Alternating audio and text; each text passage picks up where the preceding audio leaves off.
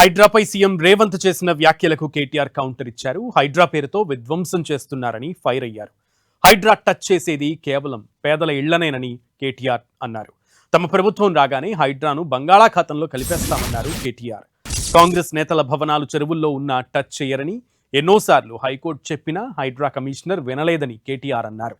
హైడ్రా అనేది అరాచక సంస్థ అని, రేవంత్ ప్రతి స్కీమ్ వెనుక ఓ స్కామ్ ఉంటుందని అన్నారు.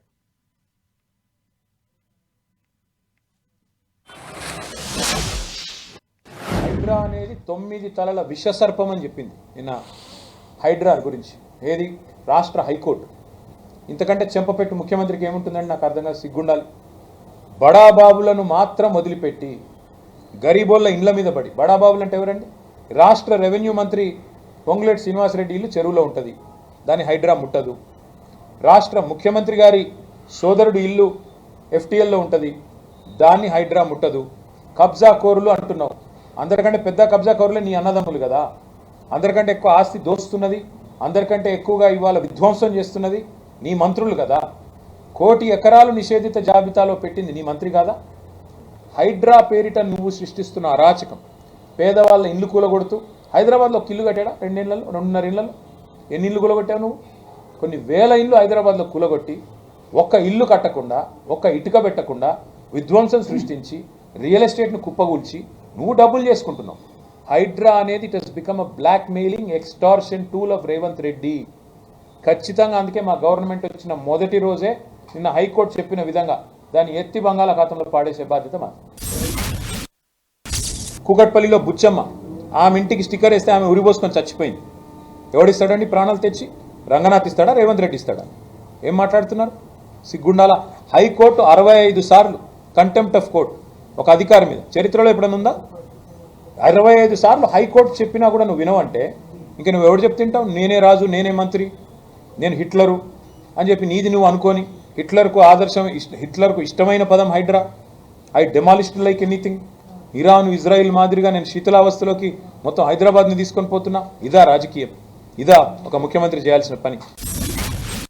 హైడ్రా నువ్వు చెప్పినట్టు రిఫార్మ్స్, సంస్కరణ అయితే ఎందుకు నీ అన్న ఇల్లు కూలగొట్టట్లేదు? నీ అన్నకు హైకోర్టు స్టే ఉందని నువ్వు చెప్తావు. హైకోర్టు స్టే ఉన్న వేరే వాళ్ళ ఇల్లు ఎందుకు కూలగొడుతున్నావు? మరి వేరే వాళ్ళు కాగితాలు చూపెడుతున్నారు కదా, అయ్యా మాకు స్టే ఉందంటే ఆ కోర్టు పేపర్ అని గిరాటేస్తున్నారు, పక్కకు వారేస్తున్నారు. ఒకటి కాదు కదా, ఎన్ని వేల ఇళ్ళు కూలగొట్టారు మీరు? ఎంతమందిని బెదిరించి డబ్బులు వసూలు చేస్తుంది హైడ్రా తెలవదారు. బిల్డర్లందరినీ బెదిరించి వాళ్ళ దగ్గర RR ట్యాక్స్ వసూలు చేస్తున్న మాట వాస్తవం కాదా? ఒక్కొక్క బిల్డర్ దగ్గర ఇవాళ స్క్వేర్ ఫీట్కి 200 రూపాయలు తోలు తీసి వసూలు చేస్తున్న మాట వాస్తవం కాదా? వాళ్ళు వినకపోతే హైడ్రాను వాళ్ళ మీద గుసిగొలుపుతున్న మాట వాస్తవం కాదా? హైడ్రా అనేది ఒక వేట కుక్కలాగా మారింది రేవంత్ రెడ్డికి. ఆ వేట కుక్కను పంపించి దాన్ని పెట్టుకొని బ్లాక్మెయిల్ చేసి డబ్బులు దండుకోవడం, అందులో కొంత వాటా రాహుల్ గాంధీకి, కొంత బీజేపీకి ఇవ్వడం. అదే కదా నువ్వు చేసేది. న్యాయమూర్తులు చెప్పినా, రాష్ట్ర హైకోర్టు చెప్పినా ఎంత పొగరు మీకు నాకు అర్థం కాదు. రాష్ట్ర హైకోర్టు చెప్పి 24 గంటలైంది, ఇంకా అధికారిని కొనసాగించవచ్చా? ఏమన్నా అసలు ముఖ్యమంత్రి గారికి ఏమైనా ఉందా ఇంగితం?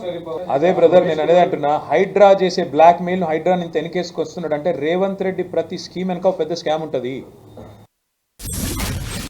నీ హైడ్రాకి దమ్ముంటే, నీ హైడ్రా నిజంగా సంస్కరణ అయితే ముందు నీ మంత్రుల ఇల్లు కూలగొట్టు.